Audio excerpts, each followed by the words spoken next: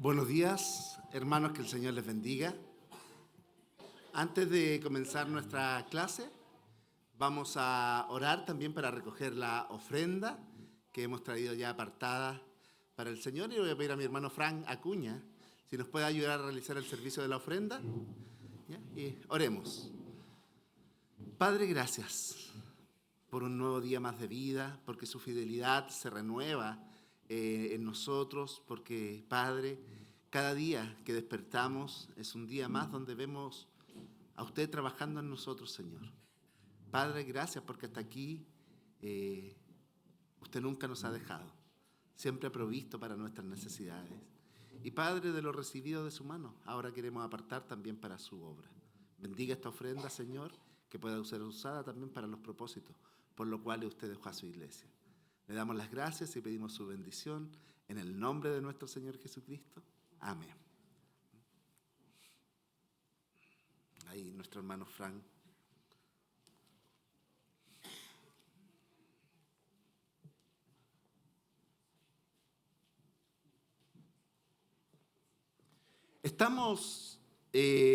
Continuamos con nuestro estudio de masculinidad y feminidad bíblica. Estábamos viendo, ¿cierto?, el rol de la mujer en la iglesia. Ahí quedamos la última clase que tuvimos y vamos a continuar un poco desarrollando ese tema el día de hoy.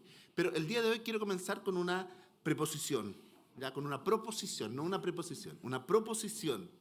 ¿Ya?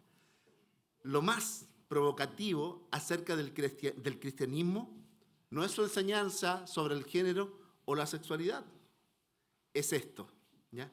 Un Salvador crucificado. Esa es la enseñanza más provocativa del cristianismo. 1 Corintios capítulo 1, versículos 23 y 24 dice: pero nosotros predicamos a Cristo crucificado, para los judíos ciertamente tropezadero y para los gentiles locura, mas para los llamados, así judíos como griegos, Cristo, poder de Dios y sabiduría de Dios. Como cristianos, cada uno de nosotros debemos comenzar en la cruz. Ese es nuestro punto de partida. Y cuando Dios nos da ojos de fe para ver la cruz como nuestra única esperanza, entonces es irresistible que nosotros queramos seguir a nuestro Salvador crucificado, quien es para nosotros la sabiduría de Dios. Y eso es lo que hemos estado tratando de hacer en estas clases, aplicar y celebrar la sabiduría de Dios, especialmente en esta área acerca de los roles de género, un área donde hoy día fuertemente el enemigo está atacando, ¿ya? Donde Dios ha establecido normas para nuestro bien y para su gloria. El día de hoy vamos a ver cómo expresamos nuestro género acá en la iglesia local. Los hombres y las mujeres, como ya hemos visto, somos iguales en valor e importancia delante de Dios. En eso no hay ninguna duda. Y desde la primera clase hasta el día de hoy hemos visto claramente eso, ya que los hombres y las mujeres son igual en valor e importancia delante de Dios, pero con papeles y formas distintas de honrar a Dios. ¿Y cómo funciona eso? En la congregación en particular. Ahí es donde vamos a estar meditando. Un pequeño resumen de lo que vimos ahí con el hermano Ezequiel las 2 semanas anteriores. Vimos este principio básico.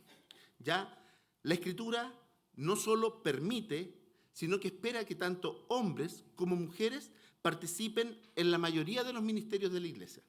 ¿Ya? Eso quedó por sentado, ¿cierto? Dios espera que tanto hombres y mujeres participemos en la mayoría de los ministerios de la iglesia. Vimos 1 Corintios 12, donde Dios da dones y talentos tanto a hombres como mujeres para la edificación del cuerpo de Cristo. Y hablamos cómo los hombres y las mujeres sirven a la iglesia mediante toda clase de ministerios. al leer la palabra, al orar en los servicios, al hablar palabras de profecía o de aliento bíblico, al ser diáconos, diaconisa, a través también de las decisiones que la congregación toma, a través del evangelismo, a través del cuidado al necesitado, cuando nos disciplinamos mutuamente. Todos ahí participamos como congregación, tanto hombres como mujeres. De hecho, no usar los dones y talentos que Dios nos ha dado a nosotros como seres individuales es no estar cumpliendo el propósito para el cual Dios nos dio esos dones. Si tú eres un hijo de Dios, a lo menos Dios te dio un don espiritual. Y ese don espiritual no es para ti. No es para que lo guardes como en la parábola del Señor Jesucristo, lo guardes debajo de la mesa esperando que el Señor nos llame a rendir cuentas. Ese don es para el servicio, para la administración. En la iglesia, para ministrarnos mutuamente los unos a los otros. Ese es el propósito de los dones espirituales. Por lo tanto, si yo no estoy usando el don que Dios me dio, estoy en desobediencia y voy a tener que rendir cuenta delante de Dios. Otra cosa que vimos también fue el perfil de trabajo que Dios les da a los ancianos a lo largo del Nuevo Testamento. Y miramos, ¿cierto?, que no es sorpresa que Dios reserve el oficio de pastor. Y es importante esta frase, el oficio de pastor para los hombres. ¿Ya? ¿Y por qué digo que es importante esta frase? Porque cada uno de nosotros podemos hacer, tanto hombres como mujeres, la función pastoral. Una mamá, cuando cuida y enseña a sus hijos, está haciendo una función pastoral, una función de cuidado, ¿ya? Pero no así el oficio de pastor. ¿Se entiende la diferencia? Cada uno de nosotros, cuando yo discipulo, cuando yo estoy encargado de la vida de alguien, lo estoy pastoreando sin ser pastor, ¿ya? Tal, por ejemplo, cada vez que yo abro la Biblia y proclamo el mensaje de la palabra de Dios, estoy haciendo una función profética. No soy profeta de oficio, sino que hago la función, ¿ya? Por lo tanto, como vimos nosotros, el oficio de pastor está reservado a los hombres. Y esto debido a que las cosas que realizan los ancianos encajan también con los lineamientos que hemos visto acerca de la masculinidad bíblica. A los ancianos, a los pastores, ¿cierto? Ellos son los que proveen a la iglesia al enseñar, protegen. ¿Recuerdan cuáles eran los roles de la masculinidad bíblica? Dijimos que era proveer, proteger, liderar, ¿ya? Y por un lado los ancianos, los pastores, ¿cierto?, proveen de enseñanza a la iglesia, protegen a la iglesia de la falsa doctrina y lideran con ejemplo. Pero también son responsables ante Dios por la forma en la cual están pastoreando el rebaño. Y eso fue lo que vimos. Y hoy día vamos a establecer un principio básico también para lo que queda de nuestro estudio. Los hombres y las mujeres están llamados a servir en la iglesia en todas las capacidades. ¿Estamos de acuerdo? Pero ahora vamos a poner un excepto. ¿Ya? Excepto donde dicho servicio viole el principio bíblico del liderazgo masculino. Y eso es específicamente en la enseñanza o en el ejercicio de autoridad sobre los hombres cuando la iglesia se encuentra reunida. ¿Ya? Entonces le añadimos, los hombres y las mujeres pueden servir, ¿cierto?, con todas las capacidades, con todos los dones y talentos que Dios le ha dado, excepto cuando dicho servicio viole el principio del liderazgo bíblico masculino. Y esto aplicado específicamente a la enseñanza o al ejercicio de autoridad sobre los hombres cuando la iglesia se encuentra reunida. ¿Ya? Ese es el principio que queremos explorar el día de hoy. Así que de inmediato vayamos ahí para aprovechar bien el tiempo a dos pasajes clave que explican cómo difieren los roles de hombres y las mujeres cuando se trata del contexto de la iglesia local. Y el primer pasaje está ahí en 1 Timoteo capítulo 2, versículo 8 al 15. Y si alguien me ayuda a leer, se lo agradecería, que ando con un poco de alergia. 1 Timoteo 2, del 8 al 15. Hermana Luisa.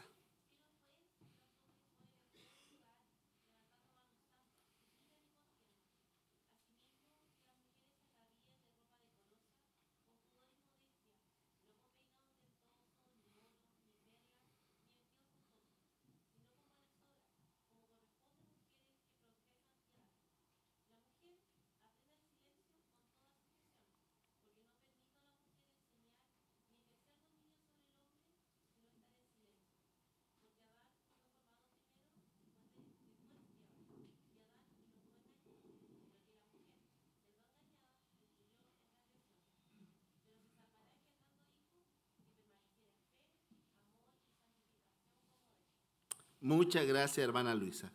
Uno de los pasajes tal vez más difíciles también de interpretar por el contexto, pero también más mal interpretado a lo largo de la historia de la iglesia. Un poco de contexto. La iglesia de Éfeso, que en este momento, cuando se escribe esta carta, estaba siendo pastoreada por Timoteo, había sido atacada por falsos maestros. Estos falsos maestros parecían atacar especialmente a las mujeres más vulnerables, particularmente a las viudas jóvenes. Si nosotros vemos, por ejemplo, ahí en 1 de Timoteo 5:15, vemos que algunas viudas jóvenes, dice, ya se han apartado en pos de Satanás. Por lo tanto, estos falsos maestros estaban especialmente atacando o enseñando falsas doctrinas a las viudas jóvenes, por lo que podemos ver del contexto de la carta. También parece que estos falsos maestros estaban de una u otra forma alentando a las mujeres a deshacerse del rol bíblico histórico de estas, a favor de una vida más independiente y liberadora. Algo que se parece a lo que está sucediendo el día de hoy, ¿ya? Escuchamos muchas veces este discurso a la mujer de liberarse, ¿ya? Y no es tan moderno por lo que podemos ver. Estos falsos maestros ya estaban insinuando o alentando a las mujeres para deshacerse del rol bíblico histórico. Y para combatir esta enseñanza, el apóstol Pablo anima a las mujeres a vestirse decorosamente. En el mundo antiguo, la vestimenta extravagante solía significar el deseo de una mujer de ser independiente de la autoridad del hombre específicamente, ¿ya? Y específicamente de la autoridad del esposo, ¿ya? Eso, cuando una mujer se empezaba a vestir de manera extravagante, era porque quería dar una señal de que ella quería ser independiente de la autoridad de su esposo. Pero también, para ser claros, acá el apóstol Pablo no está diciendo que es una virtud no estar a la moda. No es tampoco lo que quiere decir. ¿Por qué? Porque algunos, haciendo doctrina de este versículo, dice, por ejemplo, que la mujer, mientras, ojalá, menos llamativa sea su ropa, está cumpliendo este mandato. No, el Pablo acá no está estableciendo estándares de moda. Él no está exigiendo tal vez conjuntos monótonos o anticuados. Lo que está haciendo es un llamado a la pureza. Lo que está diciendo el apóstol Pablo es que la mujer debe llamar la atención no por cómo luce, sino por cómo vive. Ese es el llamado aquí del apóstol Pablo en primer lugar, ¿ya? Pero miren, tal vez, como le decía, de algunos, nosotros siempre nos fijamos, tal vez, y especialmente las damas se fijan en los primeros versículos. Pero este versículo 11 era un versículo revolucionario en aquel momento cuando el apóstol Pablo lo escribe. Dice, la mujer aprenda en silencio con toda sujeción. No sé si a ustedes les llama la atención. O sea, muchas veces, nos quedamos pegados con el tema de la ropa. Pero acá ahora en el versículo 11, el apóstol Pablo está exhortando a la mujer a aprender en silencio con toda sujeción. Y por eso le digo, nosotros muchas veces nos quedamos pegados en el silencio, en este caso, y con toda sujeción. Pero no tomamos en cuenta lo primero que dice el apóstol Pablo en este caso, y algunas cosas interesantes que vamos a analizar en este versículo. ¿Por qué? Porque lo primero que dice el apóstol Pablo es que la mujer aprenda. ¿Y por qué le digo que esto fue revolucionario? Porque tenemos que tener presente que en este momento de la historia, cuando el apóstol Pablo escribe y anima a las mujeres a aprender, eso es súper destacable. ¿Por qué? Porque en muchos casos no se le permitía a la mujer recibir la misma instrucción que los hombres. De hecho, los hombres se sentaban en una parte de la sinagoga y las mujeres tenían espacio afuera y tenían que tratar de escuchar lo que se decía adentro. No estaba permitido a la mujer aprender. Las escuelas rabínicas, la mayoría, todas eran para instruir a los hombres. De hecho, por ejemplo, en el Talmud, que es una compilación de enseñanza judía, un rabino dice esto, miren, sería mejor que las palabras de la Torá fueran quemadas a que deban ser confiadas a una mujer. Por lo tanto, cuando el apóstol Pablo dice que quiere que las mujeres aprendan, estaba rompiendo con toda esta tradición que le impedía a la mujer aprender. ¿Ya? Así que este primer llamado que hace el apóstol Pablo a aprender, como le decía, es revolucionario. Y luego vamos a analizar las otras partes ahí del versículo teniendo en consideración esto. Recordemos, siempre se habla de la Biblia como machista, como un libro machista. Pero esta sola carta, esta frase que se le invitaba a la mujer a aprender, era algo revolucionario para la época. Algo que elevaba el rol de la mujer. Incluso dentro de la misma comunidad judía, como veíamos a este rabino que dice que es mejor quemar. Es como si hoy día un pastor dijera, es mejor que quememos la Biblia antes que la mujer aprenda de ella y le confiemos a ella la escritura. Por lo tanto, como le decía, lo primero que debemos destacar es ese llamado a aprender. Pero en segundo lugar, cuando Pablo llama a las mujeres a aprender en silencio, lo que está diciendo el apóstol Pablo es que demuestren una postura sumisa a la enseñanza bíblica. ¿Ya? Y eso va más acorde a el contexto de esta carta. No quiere decir, por ejemplo, que una mujer no pueda decir amén, no pueda decir aleluya cuando el pastor está predicando, el que está enseñando y una mujer pueda reafirmar. No quiere decir que la mujer tiene que estar en completo silencio. ¿Ya? Significa que la actitud predeterminada debería ser aceptar la palabra de Dios, no socavarla o criticarla públicamente. Por ejemplo, sucede que en muchos casos sucedía que cuando se estudiaba la palabra, por el contexto que vemos, muchas mujeres empezaron a criticar públicamente lo que se estaba enseñando. ¿Ya? Y en ese contexto es donde Pablo dice que aprenda en silencio. ¿Ya? No cuestione lo que se está hablando, y especialmente cuando era palabra de Dios. ¿Ya? Luego, en el versículo 12, Pablo reitera ahora el versículo 11, pero de forma negativa. ¿Ya? En la vida de la congregación reunida, él dice que no se le permite a la mujer enseñar ni ejercer dominio sobre el hombre. ¿Ya? Cuando dice que aprenda en silencio, ¿cierto? Y después dice también que no se le permite a la mujer enseñar ni ejercer dominio sobre el hombre. Aquí la primera restricción que nosotros vemos dentro de todo lo que se le permite hacer a la mujer, ¿cierto? La primera restricción es que no se le permite a la mujer enseñar a los hombres. ¿Ya? Y vamos a ver qué significa esto. Cuando el apóstol Pablo dice que no permite a la mujer enseñar, él no está presentando su ejemplo como una posible opinión. No está dando una opinión el apóstol Pablo. Esto es un mandato apostólico. Y él está diciendo que que la mujer no debe enseñar al varón, ¿cierto? No está permitido a la mujer enseñar, debe ser una norma. ¿Ya? Pero ojo, la palabra enseñar que se utiliza acá, ¿ya? Tiene que ver principalmente, y la palabra se usa para describir la comunicación autorizada de las verdades acerca de Jesús y la voluntad de Dios para los creyentes.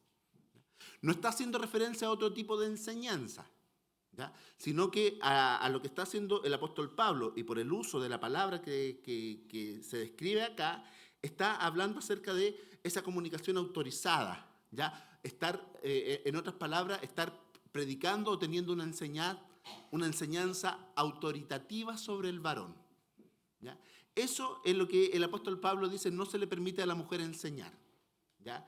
Y debemos tener cuidado cuando leemos este tipo de pasaje. ¿Ya? ¿Qué no se le permite tener a la mujer entonces? Una enseñanza autoritativa sobre el varón. ¿Por qué? Porque, por ejemplo, si nosotros como iglesia, como liderazgo de la iglesia, un día invitamos, no sé, a nuestra hermana Alondra a venir acá y que nos enseñe acerca de los niños con los cuales ella está trabajando en Bangladesh, ¿cierto? Y ella se va a parar aquí adelante y puede estar en la escuela dominical enseñándose, mostrando su trabajo, todo. Lo que ella está haciendo no es una enseñanza autoritativa. ¿Se entiende la diferencia? ¿Ya? Por ejemplo, si el día de mañana nosotros queremos aprender, no sé, una lengua bíblica, griego bíblico, hebreo bíblico, y trajéramos, por ejemplo, allá la ayudante del profesor de hebreo es una mujer, ¿ya? En el seminario, una alumna, y le enseña a los varones, ¿ya? Pero le está enseñando algo técnico, ¿ya? Hebreo bíblico. No está teniendo una enseñanza autoritativa sobre el varón, ¿ya? ¿Se logra entender la diferencia cuando hablamos que a la mujer no se le permite enseñar? ¿Ya? Estamos hablando de esa enseñanza autoritativa, esa enseñanza que nos va a amonestar, que nos va a exhortar, que nos dice, la palabra del Señor dice, por lo tanto nosotros tenemos que. ¿Ya? Ese tipo de enseñanza no estaría permitido para una mujer, ¿ya? A los hombres, ¿ya? Así que cuando Pablo habla de enseñar, aquí él está describiendo esa clase de enseñanza que alguien dotado por el Espíritu haría para traer instrucción autorizada en doctrina a la congregación, ¿ya? Ese es el tipo de enseñanza que acá la Biblia dice que la mujer no debe tener sobre el varón, ¿ya? ¿Por qué? Porque esta clase de enseñanza es a menudo hecha por las personas que son reconocidas por la iglesia como ancianos, ¿ya? Y el apóstol Pablo más adelante va a tratar ese tema ahí en el capítulo 3. Y como le decía, puede surgir una pregunta. ¿Esto quiere decir que la Biblia prohíbe que las mujeres enseñen a alguien en la iglesia? No, para nada. En la gramática griega subyacente es mejor leer la palabra hombre como el objeto directo de la enseñanza y sobre quien se ejerce el dominio. Por lo tanto, lo que el apóstol Pablo está diciendo que en el contexto de la asamblea formal reunida, una mujer no debe enseñar o ejercer autoridad sobre un hombre, ¿ya? Acá. Cuando estamos reunidos en la asamblea formal, una mujer no debe ejercer autoridad, ¿cierto? O ejercer dominio sobre el hombre. ¿Por qué? Porque muchas veces puede suceder que tal vez en una conversación, cuando converso con la hermana Elba, con hermanas mayores de la congregación, muchas veces yo salgo exhortado. Cuando hablo con la tía Rosita, ¿cierto? Salimos exhortados de alguna cierta manera por esa conversación, ¿ya? Pero es lo privado. Y muchas veces, como le digo, cuando uno va a visitar, cuando conversa con hermanas mayores o con otras hermanas, muchas veces el hombre puede salir edificado de esa conversación, ¿ya? Pero como vemos acá, el mandato de que se le prohíbe a la mujer enseñar está dentro del contexto de la asamblea formal reunida, ¿ya? Puede ser, por ejemplo, que sucede que hoy día muchas hermanas se están preparando en consejería bíblica, ¿ya? Y el día de mañana tal vez me pueden entregar un muy buen consejo, ¿ya? Pero, como les decía, eso es en lo privado. En la asamblea formal reunida, una mujer, de acuerdo a lo que vimos recién en el pasaje, no puede ni debe enseñar o ejercer autoridad sobre el hombre. ¿Estamos bien hasta acá? ¿Alguna duda, alguna consulta? ¿No? Sigamos avanzando. Como veíamos también, ¿cierto?, la semana pasada, no quiere decir que una mujer nunca debe enseñar, ¿ya? La clase pasada con el hermano Ezequiel vimos que Tito 2, Pablo anima a las mujeres a enseñar a otras mujeres, a los juveniles, a los niños, ¿cierto? De hecho, elogia el apóstol Pablo la instrucción que Timoteo recibió de su madre y de su abuela. Pablo también alienta a todos los creyentes a instruirse mutuamente mientras cantan juntos. Vemos el ejemplo de Priscila y Aquila, cómo ellos instruyeron a Apolos privadamente ahí en Hechos 18. Pero como le decía, la preocupación de Pablo aquí es con el tipo formal de enseñanza y autoridad ejercida en la reunión semanal regular de la iglesia. Esa es la primera restricción. Entonces, a la mujer no se le permite enseñar al varón en la reunión formal de la iglesia. ¿Ya? Y la segunda restricción de este pasaje dice que se le prohíbe a la mujer ejercer dominio sobre el hombre. ¿Ya? Esta expresión quiere decir tener control sobre otro en el sentido de gobernar o dirigirlo. ¿Ya? Eso quiere decir esta expresión que se le prohíbe a la mujer ejercer dominio sobre un hombre. Como le decía, tiene el sentido de tener el control sobre el otro, ¿ya? O gobernarlo o dirigirlo. En el Nuevo Testamento, y especialmente en las cartas de Timoteo y Tito, esa función gobernante o rectora se le atribuye principalmente también al oficio de los ancianos, quienes son llamados también pastores u obispos, ¿ya? Por lo tanto, vemos que la segunda restricción que nos muestra este pasaje es que una mujer pueda tener, como lo decíamos recién, control o ejercer, o gobernar o dirigir. Por eso, una mujer no puede ser anciano de la iglesia. ¿Por qué? Porque estaría gobernando, ¿ya? Pero sí también una mujer puede, por ejemplo, participar en ministerios de mujeres y obviamente ahí no estaría transgrediendo el principio bíblico. ¿Por qué? Porque está gobernando a mujeres, está dirigiendo a mujeres, está ejerciendo dominio sobre otras mujeres, ¿ya?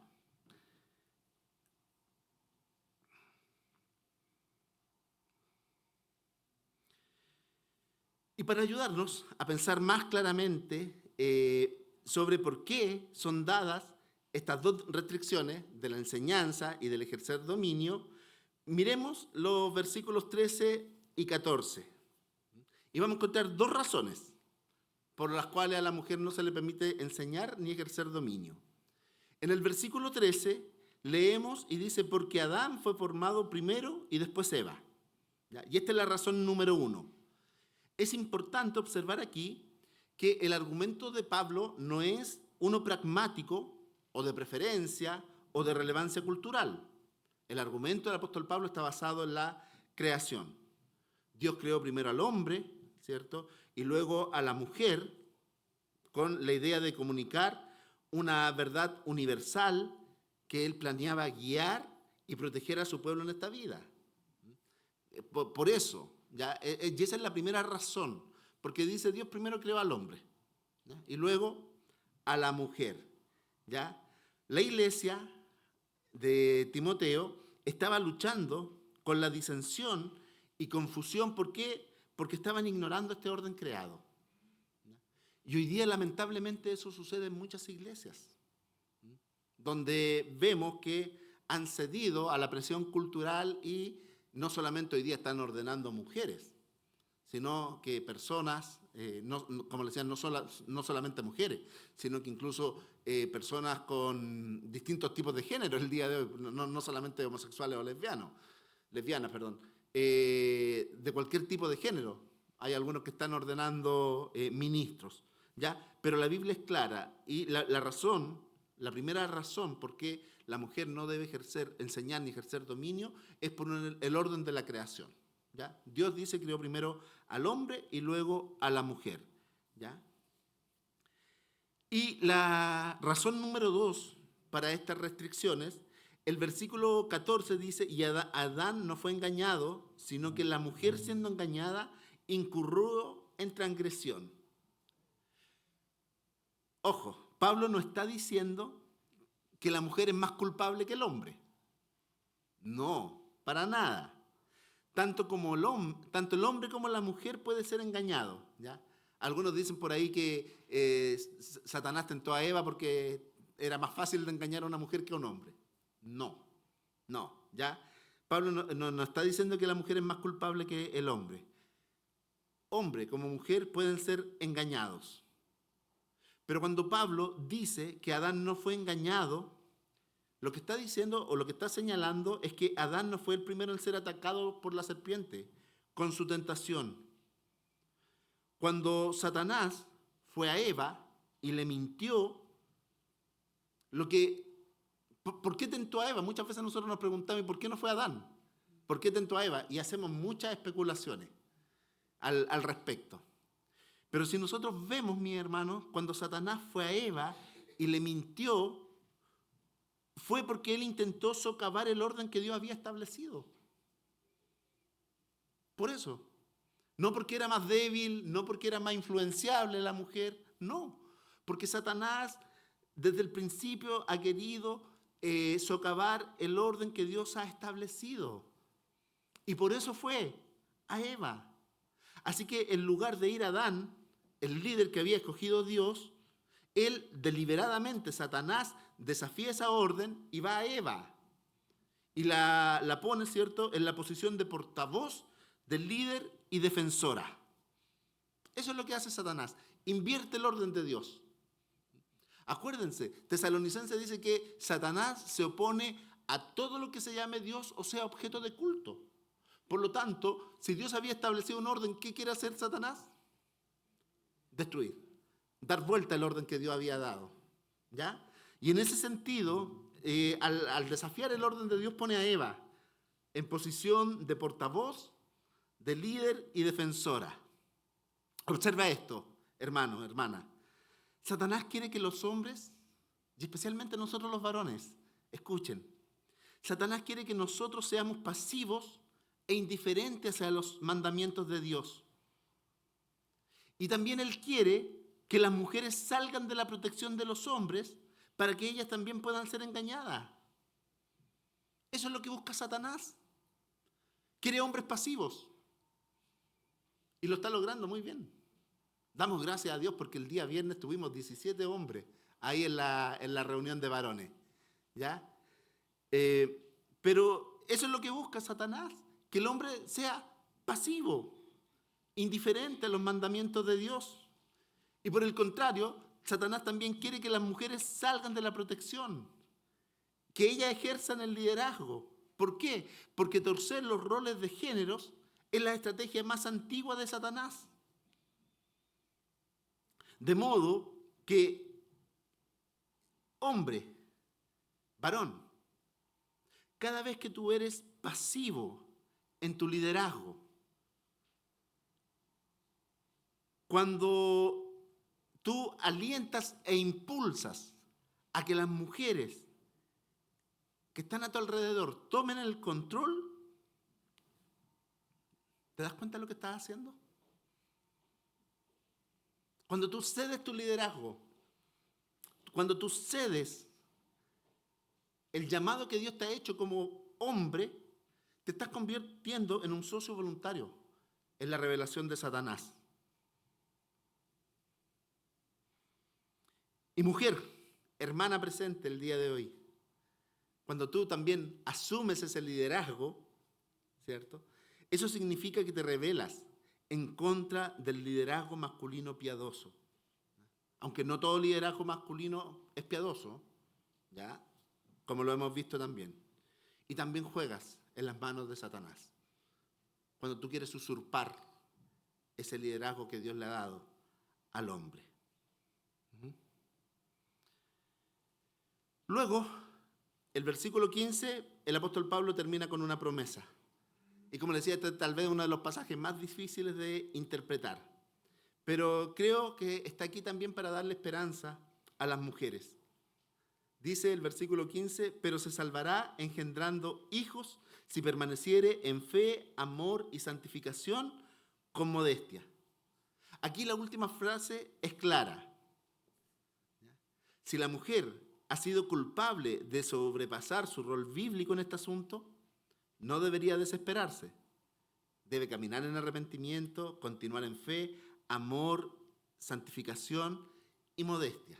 ¿Ya? Pero esa es la respuesta. ¿Qué hay de la frase se salvará engendrando hijos? ¿Ya? Que también, como le digo, ha sido muy mal interpretada esta frase. Cuando nosotros vemos el resto de los escritos del apóstol Pablo, vemos que la salvación solo llega por medio del arrepentimiento y de la fe en Cristo. Por lo tanto, ¿se está contradiciendo Pablo al poner otra regla para obtener la salvación? No, no. ¿Por qué? Porque Pablo nos está enseñando aquí que la salvación es por obra. De hecho, es una realidad, por ejemplo, que algunas mujeres no pueden tener hijos, ¿ya? Y eso causa efectos dolorosos, ¿ya? Hay muchas mujeres en la Biblia que son completamente femeninas, a pesar de las dificultades que ellas tuvieron para tener hijos. Por lo tanto, lo que Pablo está diciendo no es que la salvación la mujer la alcanza por tener hijos, ¿ya? Sino que Pablo, por ahí, el versículo 15 estaba, ¿no? Ya. Lo que en gramática hay una figura que se conoce como el sinécdoque, ¿ya? Es una figura gramatical que toma parte de algo para describir una escena completa. Por ejemplo, cuando se utiliza la expresión tienen que tener las botas todas embarradas, los bototos todos embarrados. ¿Qué quiere decir esa expresión? Si se lo decimos, por ejemplo, a un soldado, que tiene que estar entrenando, tiene que estar listo, ¿ya? Preparándose. ¿Ya? Eso es una sinécdoque. Toma una parte de algo, en este caso las botas del soldado, para describir una acción. ¿Ya? Quiero morir con las botas puestas. ¿Ya? Morir trabajando, sin parar. ¿Ya? Eso se llama una sinécdoque. Acá lo que el apóstol está haciendo es también usando esta figura del lenguaje y usando la maternidad como una imagen simbólica para describir a menudo cómo es el arrepentimiento. ¿Ya? Quizá algunas de estas mujeres liberadas en Éfeso estaban tratando de enseñar a hombres, se veían a sí mismas como demasiado progresistas y sofisticadas para la maternidad. ¿Les parece conocido eso el día de hoy? ¿Sí? Como les decía, había mujeres de estas que se sentían liberadas ahí en Éfeso, que estaban tratando de enseñar a los hombres, y ellas mismas se veían como demasiado progresistas y sofisticadas para la maternidad. ¿Por qué? Y le decía, ¿por qué esta idea de la maternidad? Hoy día también, por ejemplo, muchas de las feministas luchan y tienen esta consigna: mi cuerpo es mío y yo hago con mi cuerpo lo que quiero. Si no quiero ser mamá, no soy mamá. ¿Ya? Y por eso uno las ve y están todas en esta lucha. Lo que Pablo está diciendo acá, que la mujer engendrando hijos se salvará, el salvar no tiene que ver con la salvación, sino que se va a salvar de caer en este error. ¿Ya? ¿Por qué? Porque la mujer que tiene hijos, ¿de qué va a estar preocupada? De la crianza y la enseñanza de los hijos. No va a estar preocupada de otras cosas. ¿Ya? Y como le decía, dado que nos encontramos en el contexto de los roles de la mujer, este versículo expresa que la mujer puede tener seguridad de que está caminando en arrepentimiento cuando deja de usurpar la autoridad que le corresponde al varón y a cambio descansan en su rol y abrazan su rol de mujer, ¿cierto?, de madre bajo el liderazgo masculino. Eso es lo que quiere decir, que se salvará engendrando hijos. ¿Ya? Se salvará de caer en este error. No se salvará de la salvación eterna. Ese es lo que quiere decir este versículo. ¿Ya? Como le decía, Pablo no está diciendo que debes casarte o tener hijos para asegurar tu salvación o para ser una mujer piadosa.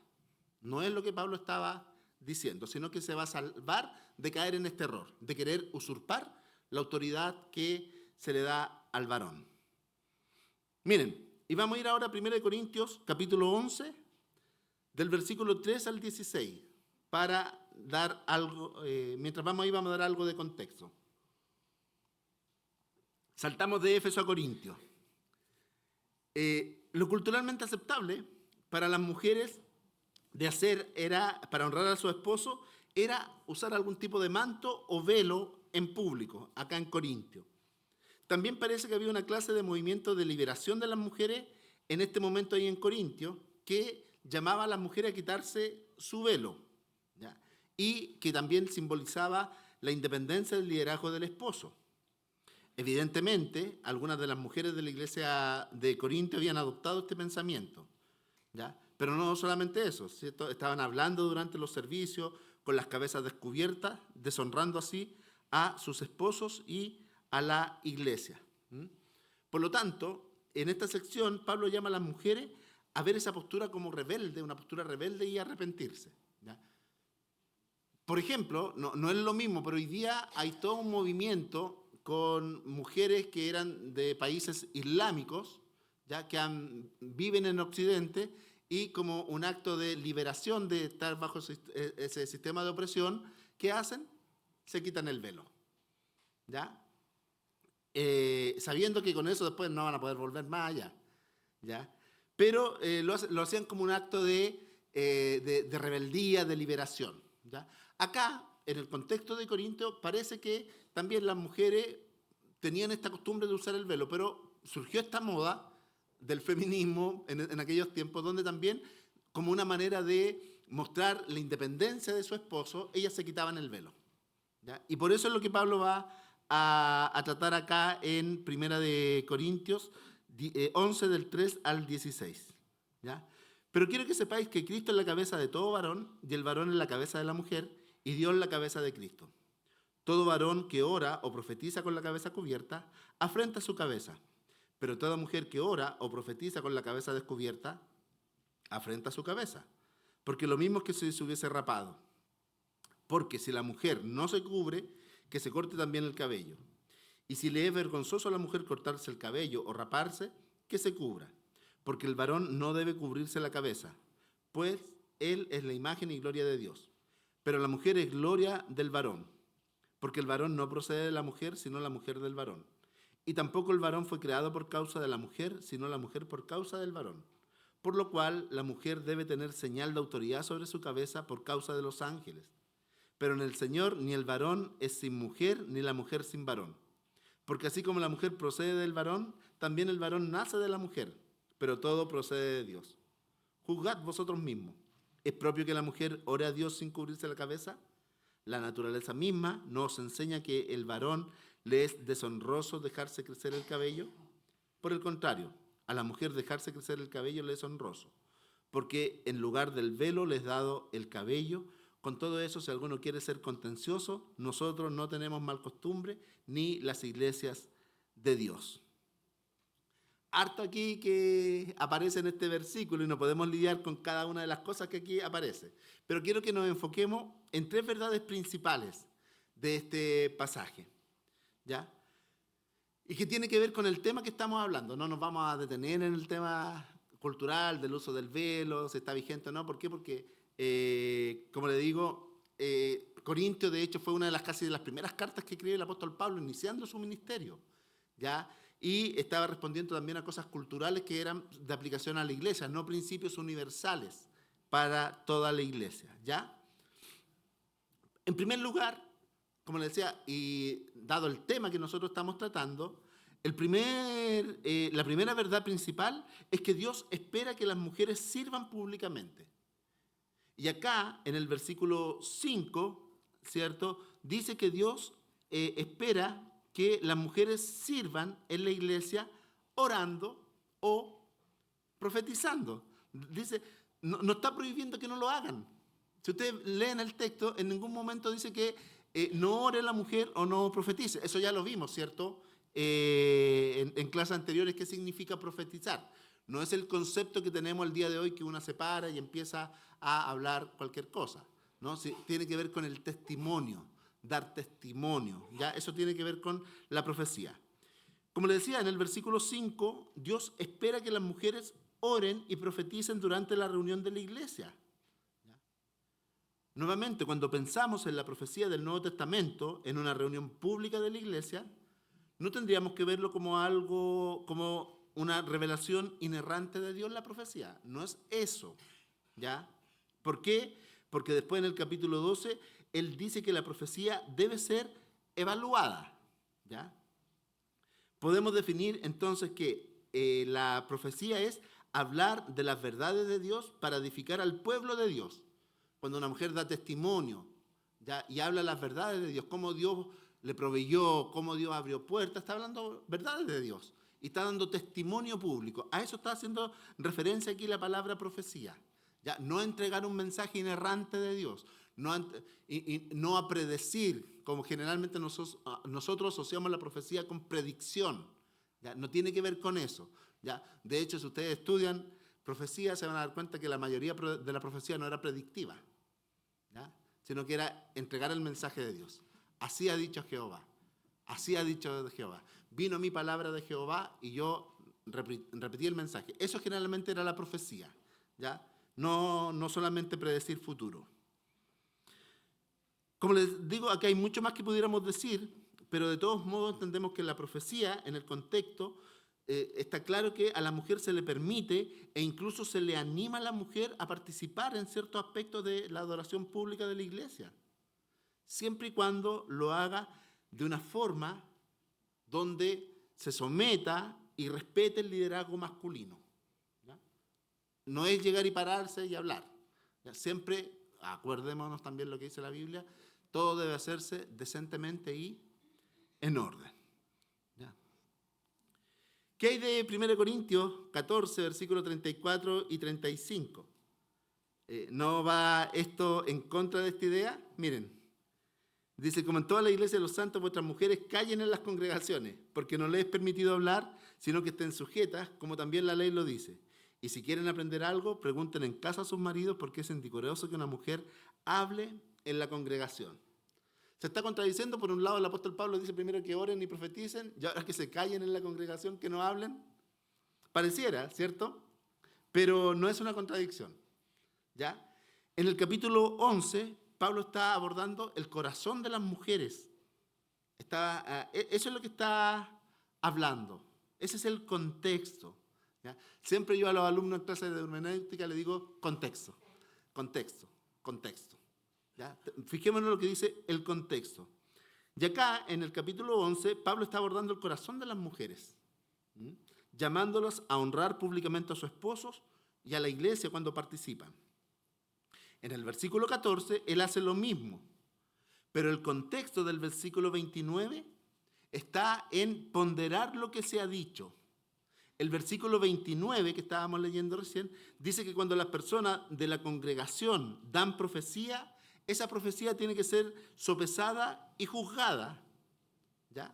Bien sea como del Señor o no. Si lo que está diciendo esta persona, eso no es. La profecía tenía que ser sopesada, tenía que ser juzgada. Por lo tanto, cuando dice que hablar, está haciendo referencia a la evaluación que se hacía de esa profecía, que se daba, de ese testimonio. ¿Y eso a quién le correspondía? Evaluar y juzgar a los ancianos de la congregación. ¿Ya? Por lo tanto, cuando dice no se le permite a la mujer hablar, en este contexto, dice que no se le permite a la mujer evaluar la profecía y ponerse ahí a discutir. ¿Ya? Eso es lo que, cuando le dice que tiene que callar en la congregación. Déjele esa tarea a quien corresponde. ¿Ya? A los ancianos, a los líderes, ellos son los que tienen que sopesar y juzgar. ¿Ya? En ese contexto está que la mujer calle en la congregación. ¿Ya? Otro versículo también muy mal utilizado. ¿Ya?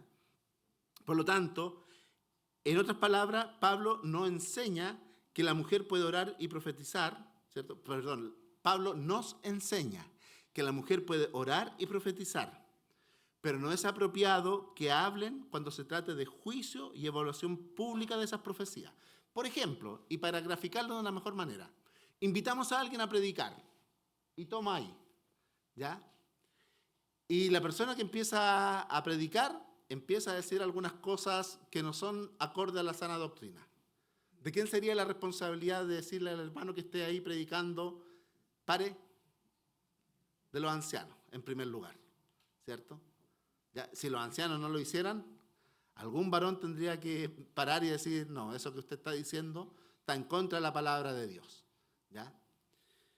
Si no hubiera ninguno, ahí tal vez alguna mujer piadosa tendría que llamar la atención, ¿ya? Pero por norma general, ¿cierto? En ese contexto dice la mujer calle, deje que a quien le corresponde juzgar, lo hagan, ¿cierto? En este caso a los líderes, a los ancianos, si no a un varón, pero si no hubiera ninguno, creo que Dios no se enojaría si una mujer dijera lo que está hablando ahí, no es palabra de Dios. ¿No? De vuelta al capítulo 11, el segundo principio, la segunda verdad que habíamos dicho, es Dios quiere que las mujeres sirvan en la iglesia de una forma que abrace claramente su identidad femenina. Cuando hablaba este punto de cubrir las cabezas, y realmente de toda esta sección del versículo 13 al 16, del 3 al 16, Pablo llama a la mujer a presentarse de una forma que deje clara que ellas están abrazando su feminidad. Y en este caso, la cual incluye la sumisión al diseño de Dios de honrar el liderazgo masculino, ¿ya? Esa es otra verdad importante. Dios quiere que la mujer sirva en la iglesia, pero de una forma que abrace claramente su identidad femenina, ¿ya? Y en este caso, por una cuestión cultural, ¿cómo se hacía eso? Con la mujer el velo puesto, ¿ya? Como les decía, en esta cultura, en Corintio, la manera en que las mujeres casadas mostraban sujeción era usando ese manto o ese velo en su cabeza en público y también no cortando su cabello. ¿Deberían las mujeres cristianas usar velo hoy? No, ¿cierto? En nuestra cultura las mujeres no usan velo, ¿ya? Para mostrar sujeción a su esposo o para fomentar el liderazgo masculino, ¿ya? Pero, por ejemplo, interesante, antiguamente en Chile, yo me acuerdo una vez, una esposa de un sargento donde yo trabajaba, me pidió si le podía ayudar a hacer un trámite. Y ella me firma un cheque y me llamó la atención porque en la chequera, en el nombre salía el nombre de ella y era el apellido del esposo, ¿ya? O sea, por ejemplo, Hilda Ramírez de Meneses. ¿Ya? Y así salía el nombre en el cheque, ¿ya? Y para muchos eso era algo honroso, ¿ya? Significaba pertenencia. Por ejemplo, en Estados Unidos, cuando una mujer se casa, adopta el apellido del esposo. Hasta hace poco, porque muchas ya están renunciando a eso, no quieren adoptar el apellido de su esposo, quieren seguir siendo ellas, ¿ya? Y eso, por ejemplo, culturalmente sería como una ofensa, incluso al esposo no querer adoptar el apellido del esposo, ¿ya? En este caso. Para algunas eso significaba una ofensa y después en algún momento se dejó de utilizar. ¿Se acuerdan que antes muchas veces las cartas eran así? La mujer firmaba Hilda Ramírez de Meneses, y cualquiera, ¿ya? Pero hoy día no, ¿ya? Muchas han rechazado eso, no les gusta, ¿ya? Eso era algo cultural. Y la tercera verdad, ¿cierto? La autoridad docente masculina en la iglesia no invalida la igualdad de interdependencia. ¿Qué quiere decir esto? ¿Ya? Y este es el punto de resumen. Como vimos en 1 Timoteo 2, la autoridad docente de enseñar masculina en la iglesia es una implicación del orden creado por Dios. Los versículos 8 al 10 dicen, porque el varón no procede de la mujer, sino la mujer del varón, y tampoco el varón fue creado por causa de la mujer, sino la mujer por causa del varón. Por lo cual deben tener señal de autoridad sobre su cabeza por causa de los ángeles.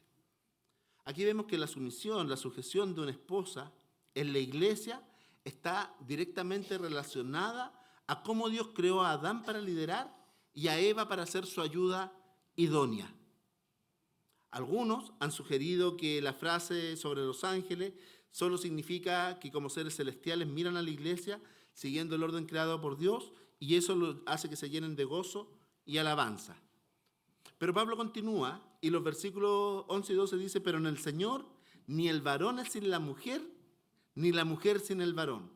Porque así como la mujer procede del varón, también el varón nace de mujer, pero todo procede de Dios. ¿Cuál es el punto acá? Nos necesitamos mutuamente. Hombres como mujeres. Tenemos roles diferentes, pero ninguno de los dos es superior o inferior. Hombres y mujeres somos interdependientes, nos complementamos y ambos, hombres como mujeres, somos absolutamente dependientes de Dios. ¿Por qué importa todo esto, mis amados hermanos? Porque Dios ha hablado claramente en su palabra. No tenemos ninguna autoridad nosotros para añadir o para quitarle algo a la Escritura. No podemos nosotros revisar, hacer una revisión de la Escritura. No podemos manipularla para que se ajuste a nuestros tiempos. Dios es bueno. Todo lo que Él dice y hace es bueno.